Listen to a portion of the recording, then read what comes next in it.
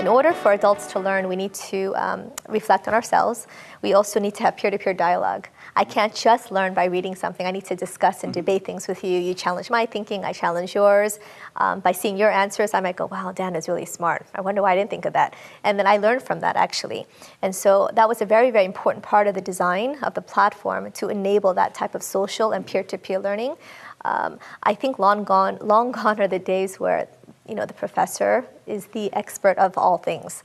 Now we have Google. So most people can learn whatever content they want within minutes. Mm-hmm. And so the challenge now is not content, but it's about dialogue and building off of each other's knowledge. And so the philosophy that I go by is not one to many anymore, which is one expert to many, but the idea of many to many. And the mobile facilitates that. Absolutely, because we're used to it. We chat all day. So how do we take advantage of that, of the behaviors we're already doing, which is chatting, taking selfies, Wi-Fi's on Facebook, liking each other's comments, posting it, and then take that behavior and use it for learning. And we're playing games. All the time. So there's an opportunity to gamify learning and create additional motivation. With gamification, you can do things like pop-up rewards. Mm-hmm. You can actually track where people are. You know exactly physically where they are because you have geolocation. So imagine all the fun things you can do. You can tie it to your email systems. You can give physical rewards. So we have people giving vouchers. We have people giving free bonus content. We give them promo codes to the next program, right? For that school. So I think the idea of gamifying and also doing leaderboards. Mm-hmm. So you have some people who are competitive.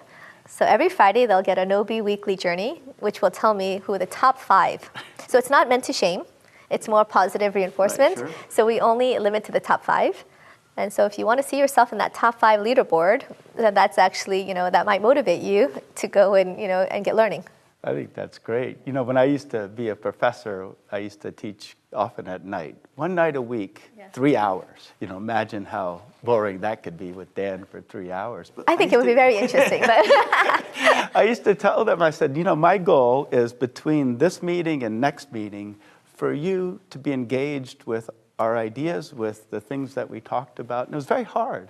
Seems like there's a lot of opportunity to extend that learning or across those meetings. No, you're absolutely right. In fact, that's been one of the biggest use cases of our platform. We actually call it Gnowbe Extend. And so we see professors and educators and trainers taking that 3-hour class and extending it literally over 30, 60, 90. One of our partners for 365 days. Wow. Yeah, so it's crazy. So the idea of small 10-minute bites to say if the principal was on digital marketing, for example, instead of just giving me the content in 3 hours, which is probably going to be overwhelming, I won't remember all of it because it's just too much, you break it down for me, the same content. Right. But then every single day you give me a little action to do.